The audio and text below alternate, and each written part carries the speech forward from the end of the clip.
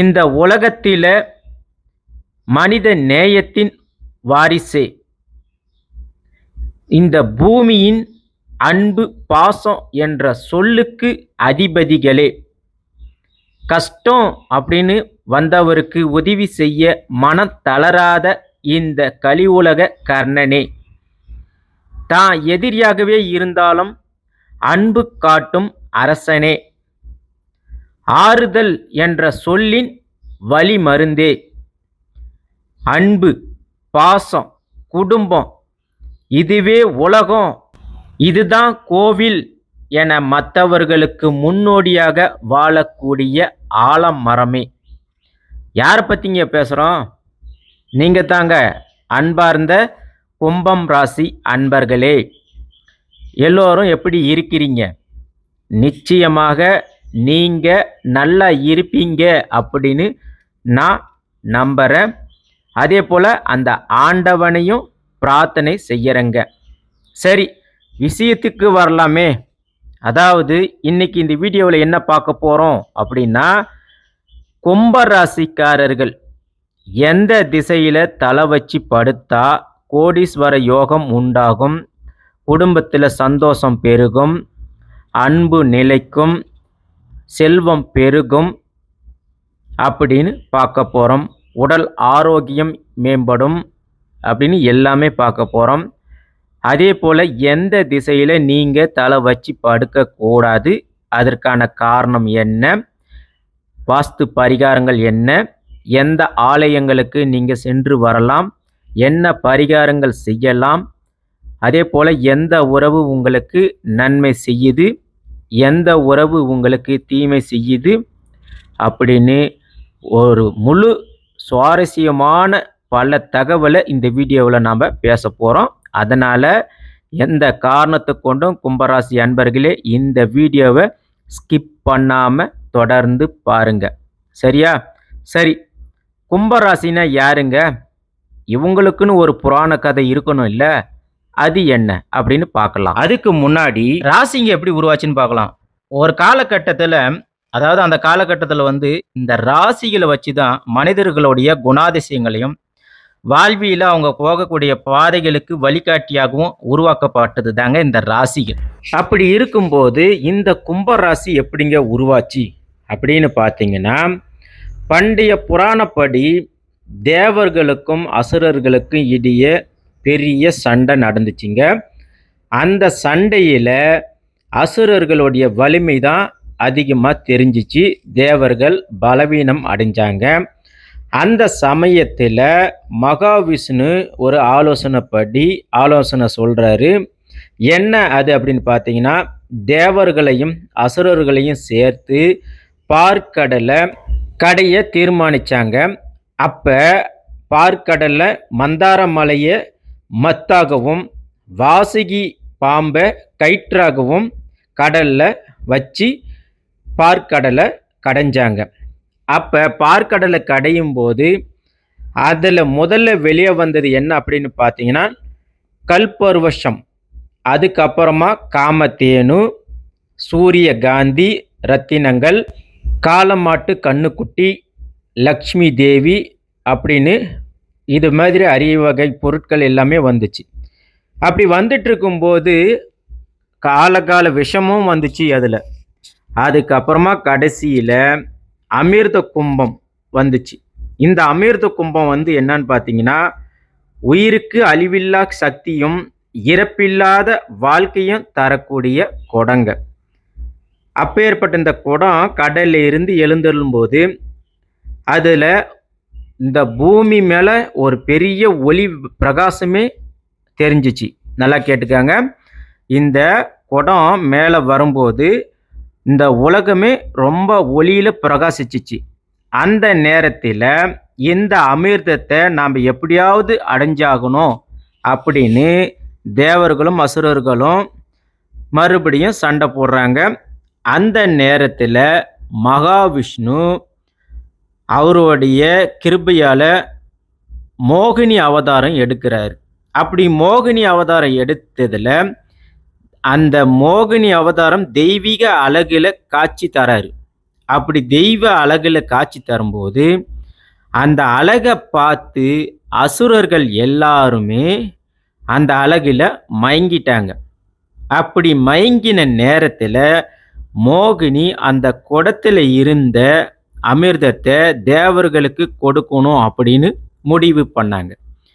அப்படி மோகினி தேவர்களுக்கு அமிர்தத்தை கொடுக்கிற விஷயம் தெரிஞ்சு அசுரர்கள் அதை அபகரிக்க பார்க்குறாங்க.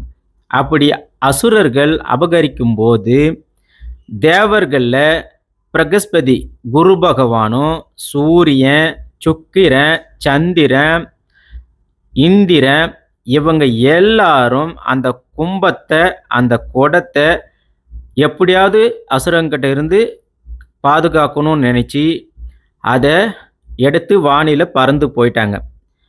அப்படி பறந்து போகும்போது அந்த கும்பம் அந்த குடத்திலிருந்து சிதறிய சின்ன சின்ன துளிகள் இந்த பூமியில் வந்து விழுந்திருக்கு.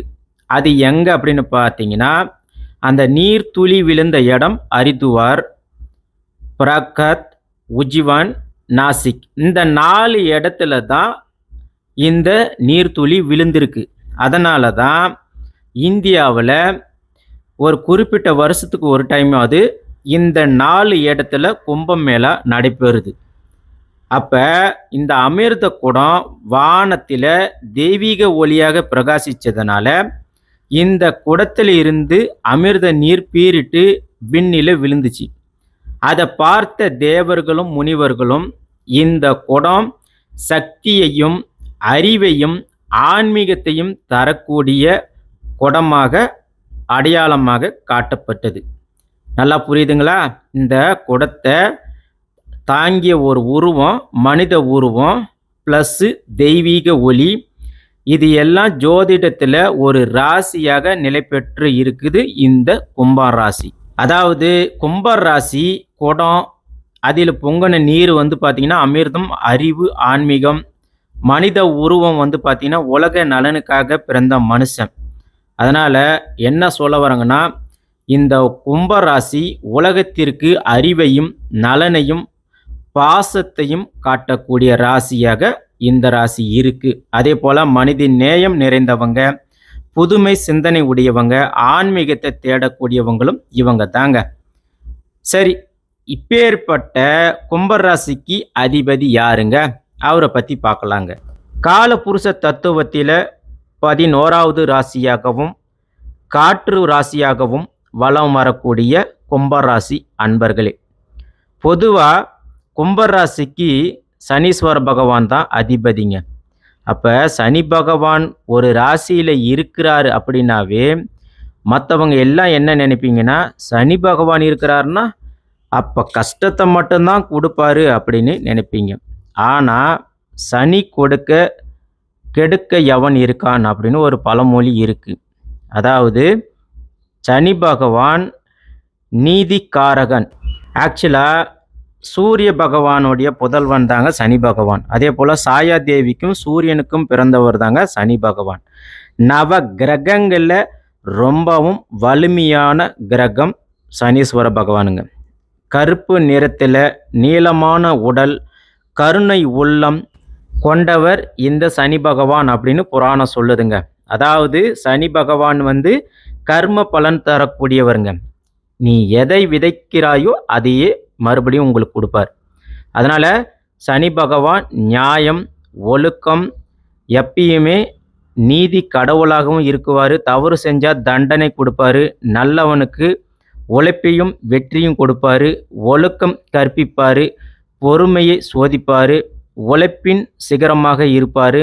தலகணத்தில் வாழ்கிறவங்களுக்கு வாழ்க்கைனா என்ன அப்படின்னு சொல்லக்கூடியவர். அப்பேற்பட்ட சனி பகவான் இருக்கிறார் இல்லையா? அப்போ கும்பராசிக்காரங்களுடைய பலம் என்ன, பலவீனம் என்ன அப்படின்றத பற்றி இப்போ பார்க்கலாங்க. உங்களுக்கு சனி பகவான் அதிபதியாக இருக்கிறதுனால கும்பராசிக்காரங்க எப்பவுமே புது புது யோசனைகளை கொடுக்கக்கூடியவங்க. இப்போ 4 பேர் இருக்கிறாங்க, அதில் வந்து 4 பேரில் 3 பேர் ஒரு மாதிரி யோசிக்கிறாங்கன்னா இவங்க மட்டும்தாங்க மாற்றி யோசிப்பாங்க. அதில் ஒரு புது ஐடியாவை கண்டுபிடிக்கிறதுல வல்லமை கொண்டவங்க இந்த 12 ராசியில் கும்பராசிக்காரங்களை அடிச்சிக்க முடியாதுங்க. உதாரணமாக சொல்லணும்னா, வீட்டில் எல்லாருமே பழைய பழக்க வழக்கத்தை ஃபாலோ பண்ணணும் அப்படின்னு இருப்பாங்க. ஆனால் இந்த கும்பராசிக்காரங்க நாம் ஏன் புதுசாக ஒரு முயற்சி ஈடுபடலாமே அப்படின்னு சொல்லுவான். அது மற்றவங்களுக்கும் அது பிடிக்கிற மாதிரி சொல்லி கவர்ந்து இழுப்பான். இதுதான் கும்பராசிக்காரங்கிட்ட இருக்கிற ப்ளஸ் பாயிண்ட். அதே போல் சனி பகவான் ஆதிக்கம் இருக்கிறதுனால மனித நேயத்தோடு இருக்கக்கூடியவங்க. இவங்க மனசு ரொம்பவே பெருசுங்க. பாசம், அன்பு, குடும்பம் அதில் ரொம்பவே பிணைஞ்சு இருப்பாங்க. பாசத்துக்காக உயிரையும் கொடுக்கக்கூடியவங்க. அது குடும்பத்துக்காக மட்டும் இல்லை, ஒரு 3வது மனுஷனாக இருந்தாலும் அவங்களுக்கு பாசத்தை காமிப்பாங்க. அது மட்டும் இல்லாமல் அவனுக்கே 1000 கஷ்டம் இருந்தாலும் மற்றவங்களுக்கு உதவி செய்யணும் அப்படின்று ஆசைப்படக்கூடியவங்க. உதவியே செஞ்சாலும் தாங்கிட்ட ஒரு 10 ரூபாய் இருக்குன்னா அதில் ஒரு 2 ரூபாயாவது அவங்களுக்கு கொடுக்கணும் அப்படின்னு நினைக்கக்கூடியவங்க. அதே போல் தைரியமும் சுய நம்பிக்கையும் அதிகமாக இருக்கக்கூடியவங்க. ஒரு முடிவு எடுத்துட்டாங்கன்னா அது யார் தடுத்தாலுமே கேட்க மாட்டாங்க. இவங்களுக்கு என்ன தோணுதோ அதைத்தான் செய்வாங்க. உதாரணமாக, இவங்க ஒரு வேலைக்கு போகிறாங்க, அந்த வேலை பிடிக்கலைன்னா சுலபமாக அதை விட்டுருவாங்க. அதே போல் யாராவது அவங்களுடைய கேரக்டரை பற்றி தப்பாக பேசிட்டாலும் அந்த வேலையை தூக்கி எறிஞ்சிட்டு வந்துனே இருந்துருவாங்க. ஆனால் அந்த வேலையிலே இவங்க கில்லாடியாக இருப்பாங்க. இருந்தாலும் ஒரு இடத்துல சங்கடம் வந்துருச்சுன்னா திருப்பியும் அந்த பக்கம் தலை வச்சு கூட படுக்க மாட்டாங்க. அடுத்து ஒரு வேலையை தேடி கண்டிப்பாக முயற்சி பண்ணி வெற்றி பெறக்கூடியவங்க இவங்க தாங்க. ஆரம்பத்தில் பல தடைகள் இருந்தாலும் நிச்சயமாக தைரியமாக அதை அவங்க முன்னெடுத்து சென்று வெற்றி பெறக்கூடியவங்களும் இவங்க தாங்க. அறிவாற்றல் இவங்களுக்கு அதிகங்க. அதே போல் ஒரு புது விஷயத்தை கற்றுக்கிறதுல ஆர்வம் அதிகங்க. அதாவது எதையுமே ரொம்ப ஆழமாக யோசித்து ஆராயக்கூடியவங்க இவங்க தான். ஒரு சின்ன விஷயத்தை கூட ஏன் இப்படி இது வந்துச்சு, இது எப்படி செய்யலாம் அப்படின்னு கேட்டு தெரிஞ்சுக்க விரும்பக்கூடியவங்க இவங்க மட்டும்தாங்க. உதாரணமாக, மழை பெய்யும் போது மின்னல் அடிக்கும். அப்போ எப்படி இந்த மின்னல் அடிக்குது அப்படின்னு யோசிப்பாங்க. அதே போல் கடலை பார்க்கும்போது கடலில் அலைகள் எப்படி இது மாதிரி வருது அப்படின்னு இவங்க சின்ன வயசுலேருந்தே அதை சின்னதாக கேட்டு தெரிஞ்சிக்க விரும்பக்கூடியவங்க இவங்க தாங்க. அதனால் இவங்களை பொறுத்த வரைக்கும் இந்த கும்பராசிக்காரர்கள் ஒன்று விஞ்ஞானியாக இருப்பாங்க, நல்ல சிந்தனையாளர்களாக இருப்பாங்க. அதே போல் ஐடி ஃபீல்டில் சாஃப்ட்வேர் கம்பெனியில் அதிகமாக ஒர்க் பண்ணக்கூடியவங்க இவங்களாக தான் இருப்பாங்க.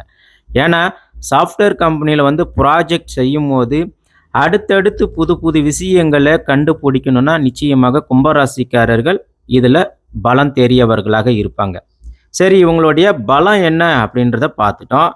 இவங்களுடைய பலவீனம் என்னங்க, அதை பற்றி பார்க்கலாமா? அதிகமாக சுதந்திரமாக இருக்கணும்னு ஆசைப்படுவாங்க.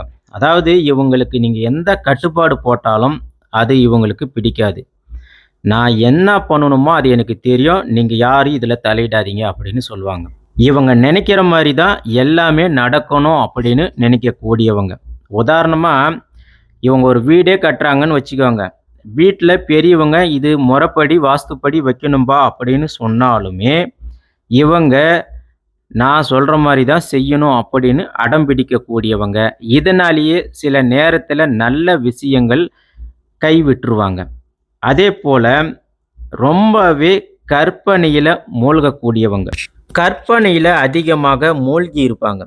நாளைக்கு என்ன செய்யணும், அதாவது இன்னைக்கு இருக்கிற வேலையை செய்யறத விட்டுட்டு அடுத்து என்ன ஒரு 10 வருஷத்துக்கு என்ன செய்யலாம் அப்படின்னு திட்டம் போடக்கூடியவங்க இவங்க தாங்க. அதனாலேயே இந்த திட்டம் போட்டாலும் உடனடியாக அது செயல்படுத்தாமல் போயிடுவாங்க.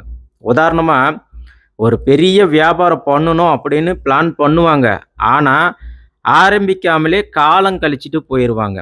இதனாலேயும் இவங்க பல வாய்ப்புகளை இழக்க நேரிடுதுங்க. அடுத்ததாக பிடிவாத குணம் அதிகங்க. தான் கருத்து தான் சரி அப்படின்னு மற்றவங்க கிட்ட பேசிகிட்டு இருப்பாங்க. நாம் ஒன்று பேசும்போது இடையில் அட்வான்ஸாக இவங்க பேசுவாங்க. அப்படி அட்வான்ஸாக பேசும்போது மற்றவங்க இவங்க சொல்கிறத கேட்கணும், நாம் சொல்கிறது தான் சரி அப்படின்னு நினைக்கக்கூடியவங்க, பிடிவாதம் பிடிக்கக்கூடியவங்க. அதே போல் இவங்க பேசுறத மட்டும் தான் எல்லாரும் ஏத்துக்கணும் அப்படின்னு நினைப்பாங்க. மத்தவங்க கரெக்ட்டா சொன்னா கூட, அது இவங்க அவ்வளோ சீக்கிரம் எளிதில ஏத்துக்க மாட்டாங்க. உதாரணமா சொல்லப்போனா, 10 பேர் ஒரு திட்டத்த சொல்றாங்கன்னு வச்சுக்கங்க. இவங்க சொன்ன வேலை தான் சரியா இருக்கும் அப்படின்னு சொல்லுவாங்க. அது தவறு அப்படின்னு சொன்னா கூட இவங்க ஒத்துக்க மாட்டாங்க. அதேபோல இவங்க மத்தவங்களுடைய உணர்ச்சிய புரிஞ்சிக்க மாட்டாங்க. ஃபார் எக்ஸாம்பிளுக்கு வந்து பார்த்தீங்கன்னா, ஃப்ரெண்ட்ஸ் இருக்கிறாங்க, இல்ல குடும்பத்தில கணவன், மனைவி இருக்கிறாங்கன்னா, இப்போ ஒரு மனைவி வந்து ஒரு எக்ஸாமுக்கு படிச்சுட்டு இருக்கிறாங்க, ஃபெயில் ஆயிட்டாங்க அப்படின்னா, அவங்களுக்கு ஆறுதல் சொல்லணும் அப்படின்னு நினைக்க மாட்டாங்க. "கவலைப்படாத, அடுத்த டைம் பார்த்துக்கலாம்" அப்படின்னு இவங்க ஆறுதல் சொல்ல மாட்டாங்க. அதுக்கு மாறாக இந்த கும்பராசிக்காரங்க என்ன சொல்லுவாங்கன்னா, "நீ ஃபெயில் ஆனது வந்து பெரிய விஷயம் இல்ல. உன்னோட ப்ரிப்பரேஷன் சரியில்லாம போயிருக்கும். அதனால அடுத்த தடவ நீ சரியா படிச்சா போதும். பாஸ் பண்ணிறலாம்" அப்படின்னு சொல்லுவாங்க. அப்ப மத்தவங்களுடைய உணர்ச்சிய புரிஞ்சிக்காம, ரொம்ப லாஜிக் இல்லாம பேசக்கூடியவங்களும் இந்த கும்பராசிக்காரங்க தான். அதாவது சுருக்கமா சொல்லப்போனா, கும்பராசிக்காரங்களுடைய பலம் அப்படின்னு எடுத்துக்கிட்டா, புது புது சிந்தனைகள், பிறருக்கு உதவுற மனசு, தைரியம், அறிவு, நல்லா படிப்பாங்க. நல்ல வேலையிலும் போய் சேருவாங்க. இவங்களுடைய பலவீனம் என்ன அப்படின்னு பார்த்தீங்கன்னா, இவங்க சுதந்திரத்தை யாரும் கட்டுப்படுத்தக்கூடாதுன்னு நினைப்பாங்க. ரொம்பவே அட்வான்ஸா யோசிப்பாங்க. பிடிவாதம், நம்ம சொல்றது தான் நடக்கணும், நம்ம சொல்றது தான் கேட்கணும்னு நினைப்பாங்க. அதேபோல மத்தவங்களுடைய ஃபீலிங்ஸ புரிஞ்சுக்க மாட்டாங்க. இது எல்லாம் தான் இவங்களுடைய பலவீனங்க. சரி, இப்பேற்பட்ட கும்பராசிக்காரங்க எந்த திசையில தல வச்சு படுத்தா வாழ்க்கையில கோடீஸ்வர யோகம் கிடைக்கும்? எந்த திசையில தல வச்சு படுக்கக்கூடாது அப்படின்றத பத்தி இப்ப பார்க்கலாம். முதல்ல நீங்க எந்த திசையில தல வச்சு படுக்கக்கூடாது அப்படின்னு பார்த்தீங்கன்னா, வடக்கு திசையில தல வச்சு படுக்கக்கூடாது. ஆனா நீங்க கேட்பீங்க, வடக்கு திசை குபேரனுடைய திசை, செல்வங்கள் சேரும் திசை, அந்த திசையில தல வச்சு படுக்கக்கூடாதா நாங்க அப்படின்னு கேட்கறது கரெக்ட் தாங்க. பொதுவா வடக்கு திசை குபேரனுடைய திசையாகவே இருந்தாலும், தூக்கம் உங்களுக்கு சரியா வராது இந்த திசையில. அதேபோல உடல்ல இருக்கிற காந்த சக்தியும் சரி, பூமியோட காந்த சக்தியும் சரி, இது 2ம் சேரும்போது, உங்க உடம்புல மன அழுத்தம் அதிகமாக இருக்கும், கவலைகள் உண்டாகும், உடல் ஆரோக்கியம் சீர்குலையும், உறக்கம் சரியா உங்களுக்கு வராதுங்க. கும்பராசிக்காரங்க வடக்கு திசையில தல வச்சு படுத்தீங்கன்னா, முக்கியமாக ஒரு பக்கம் வருமானம் வந்தாலுமே, அது உங்க கையில நிக்காது. சேவிங்ஸு வராது. கடன் பிரச்சனையும் கூடுங்க. நீங்க வேலைக்கு போனாலும் உங்களுக்கு சரியான ஒரு நல்ல ஜாப் கிடைக்காது. வேலை வாய்ப்புகளை இழக்க நேரிடும். அடுத்ததா உறவுக்காரங்க கிட்ட ஒரு அண்டர்ஸ்டாண்டிங் இல்லாம இருப்பீங்க. வீட்ல சின்ன சின்ன சண்டைகள் வர வாய்ப்புகள் அதிகமா இருக்கு. கணவன் மனைவியிடையே ஒரு அண்டர்ஸ்டாண்டிங் இருக்காது. அதாவது வடக்கு திசை நீங்க எவ்வளவு தான் ஓடி ஓடி உழைச்சாலும், அது ஒரு புரோஜனமும் கிடையாது, பயனும் கிடையாதுங்க. அடுத்ததா மேற்கு திசையில தல வச்சு படுக்கலாமா அப்படின்னு கேட்கலாம். அதாவது மேற்கு திசையை பொறுத்த வரைக்கும் சூரியன் அஸ்தமிக்கிற திசை அப்படின்றதுனாலையும், மேற்கு திசை வருண் பகவானுடைய திசையாக இருக்கிறதுனாலையும், கும்பராசிக்காரங்க குறிப்பா இந்த திசையிலையும் தல வச்சு படுக்காதீங்க. அப்படி நீங்க தல வச்சு படுத்தீங்கன்னா, உங்களுக்கு சோம்பல் அதிகமாக இருக்கும். ரொம்ப டயர்டாவே இருப்பீங்க. எத செய்யணும்னு நினைச்சாலும் ஒரு முன்னேற்றம் இல்லாம, எத செய்யணும் அப்படின்னு நினைச்சாலும் தடைகள் ஏற்படுங்க. குடும்பத்தில ஹஸ்பண்ட், ஒய்ஃபாக இருக்கட்டும், அப்பா, அம்மா, சகோதரர்களிடையே சரியான சண்டைகள் உண்டாகும். சொத்து பிரச்சனை வரும். அதேபோல கேஸ், கோர்ட்டு அப்படின்னு போற அளவுக்கு கூட வாய்ப்புகள் இருக்கு. நீங்க என்னதான் உழைச்சாலும் உடம்புல ஒரு பலம்ன்றது கிடையவே கிடையாது. ஆசைகள் நிறைவேறாம போறதுக்கும் அதிகமாக இந்த வாய்ப்பு இருக்கு. இது கும்பராசிக்காரங்களுக்கு முன்னேற்றம் ஏற்படாத திசையாகவும் இது இருக்குங்க. சரி, அப்ப எந்த திசையில தல வச்சு படுக்கலாம்? கும்பராசிக்காரங்களாங்க நீங்க கிழக்கு திசையில தல வச்சு படுக்கிறது நல்லதுங்க. ஏன்னா, சூரிய பகவானுடைய வாரிசு தாங்க சனீஸ்வர பகவான். அதனால சூரிய பகவானுடைய திசையில நீங்க தல வச்சு படுக்கும்போது, உங்களுக்கு படிப்பு நல்லா வரும். கல்வி, அறிவு இது எல்லாமே நல்லா வரும். அதேபோல ஆன்மீகம் அதிகமாக ஈடுபடக்கூடிய வாய்ப்புகள் அதிகமாக இருக்கு. கிழக்கு திசையில சூரியன் உதயமாகறதுனால, ஒளியும், அறிவும் உங்க வாழ்க்கையில மேலும் மேலும் அதிகரிக்குங்க. இதனால புது புது விஷயங்கள நீங்க கத்துக்கொள்ள ஆர்வம் அதிகமாக இருக்கும். நல்ல கல்வியில் முன்னேற்றம் கிடைக்கும், நல்ல வேலையும் கிடைக்கும். தொழில் செய்கிறீங்கன்னா தொழிலில் நல்ல லாபம் கிடைக்கும். வியாபாரத்தில் ஈடுபட்டீங்கன்னா இந்த வியாபாரத்தில் வாடிக்கையாளர்களும் பெருகுவாங்க, நல்ல ஒரு முன்னேற்றம் உண்டாகும். அதே கும்பராசி மாணவர்கள் முடிஞ்ச வரைக்கும் கிழக்கு திசையில் நீங்கள் படிச்சிங்கன்னா உங்களுக்கு கான்சன்ட்ரேஷன் அதிகமாக வரும், மெமரி பவர் அதிகமாக இன்க்ரீஸ் ஆகும்.